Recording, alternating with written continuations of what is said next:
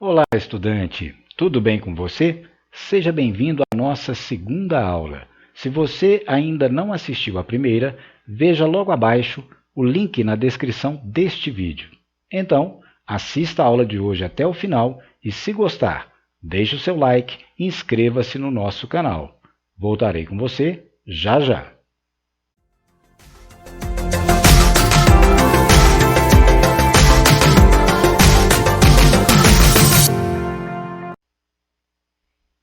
De volta com você, estudante, e nesta aula você verá novos elementos que o ajudarão a construir uma visão mais ampla e mais contemporânea sobre física. Os elementos que selecionei para isso fundamentam-se no trabalho de dois pensadores do nosso tempo. O primeiro é Gérard Vernet, matemático, filósofo e psicólogo francês, que desenvolveu a teoria dos campos conceituais. O segundo é Mário Bunge, físico e epistemólogo argentino, que desenvolveu uma abordagem da ciência baseada na modelização do real. E para começarmos, peço a você que observe atentamente estas duas imagens. E agora responda: você identifica alguma relação entre elas? E então, estudante, pense um pouco e busque uma possível conexão entre as imagens 1 e 2. Para ajudá-lo, vai aí uma dica. Lembra-se dos polos realidade e teoria de que falamos na aula anterior, os quais herdamos da filosofia grega, especialmente de Platão e Aristóteles? E então, conseguiu? Não? Pois bem, se você apresentar essas imagens a um bom físico, ele dirá que sim. Há, de fato, uma estreita conexão entre as imagens 1 e 2. A imagem 1 corresponde a um recorte da realidade feito, por exemplo, por alguém que se encontra a observar uma piscina e nela vê uma boia que flutua na água. A esse recorte da realidade, inspirando-nos nas ideias de Vernet, podemos chamar de situação física. Suponha, então, que aquele alguém, por alguma razão subjetiva, se faça a seguinte questão: qual é o peso aparente daquela boia quando imersa na água? Isso pode, talvez, ter ocorrido com Arquimedes, ao observar um corpo a flutuar em um líquido ou um barco flutuando no mar. Suponho isso porque a imagem 2 é a reprodução de uma figura que se encontra no tratado Sobre os Corpos Flutuantes, escrito por ele no século III a.C.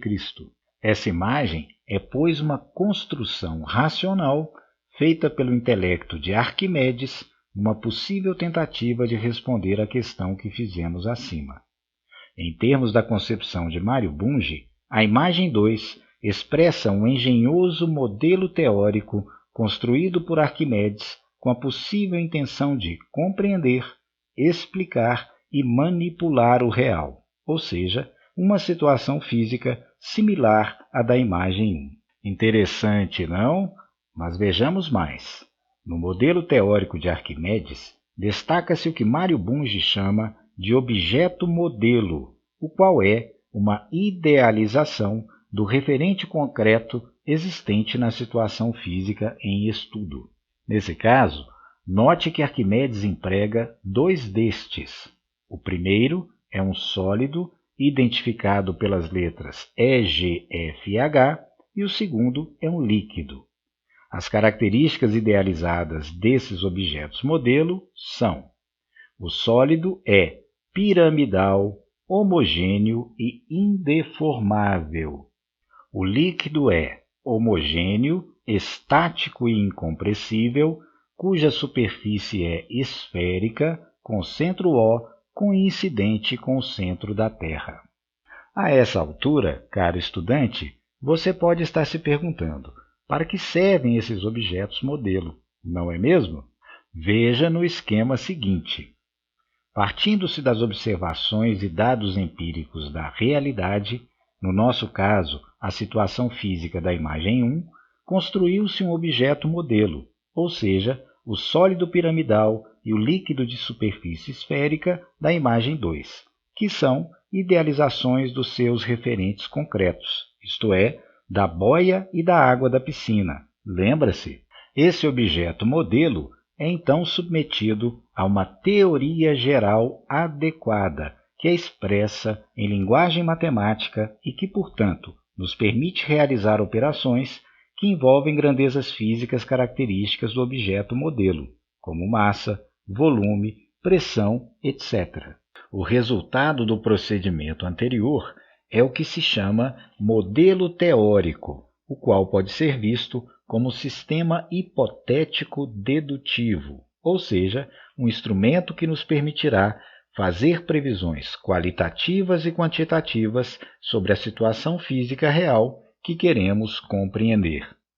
Essas previsões poderão, enfim, ser verificadas experimentalmente, o que dará ou não validade ao modelo teórico proposto, conforme a consistência e confiabilidade dos resultados obtidos, podendo, inclusive, dar suporte à criação de artefatos tecnológicos.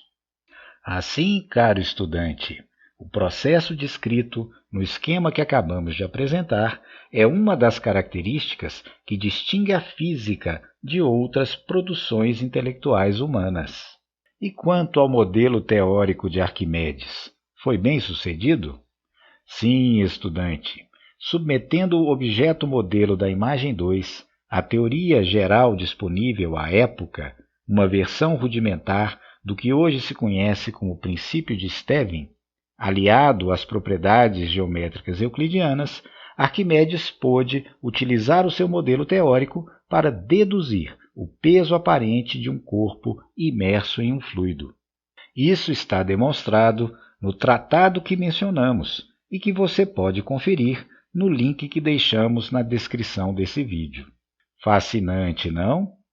Quanto à sua indagação, caro estudante, isso que você conhece acerca de Arquimedes é somente história mesmo. O que há de fato são fortes indícios históricos que negam a veracidade desse episódio, infelizmente ainda citado como verdade em alguns textos didáticos. Mas, voltando à pauta da aula de hoje, assista à sequência seguinte, em que trazemos um exemplo mais sofisticado desse processo de modelização e que resume o que apresentamos até aqui. Acompanhe!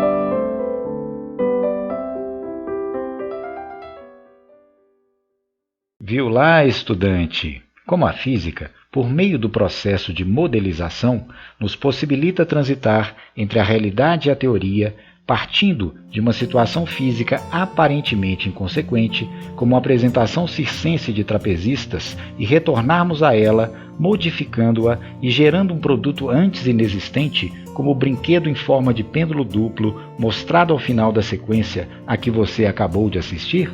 Enebriante, não? Antes de finalizarmos, caro estudante, lembra-se desse questionamento que deixamos em aberto na aula anterior?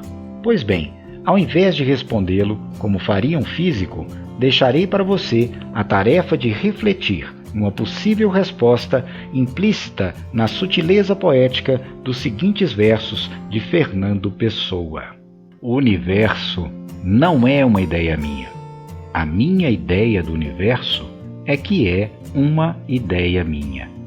A noite não anoitece pelos meus olhos. A minha ideia da noite é que anoitece por meus olhos. Fora de eu pensar e de haver quaisquer pensamentos, a noite anoitece concretamente. E o fulgor das estrelas existe como se tivesse peso. Muito bem, estudante. Hoje vimos o papel mediador da física entre realidade e teoria. Se você gostou desta aula, deixe o seu like, poste o seu comentário, compartilhe o vídeo com seus colegas e inscreva-se no canal. Na próxima aula, trataremos dos fundamentos matemáticos da operacionalização do conceito de força. Então, até lá e bons estudos!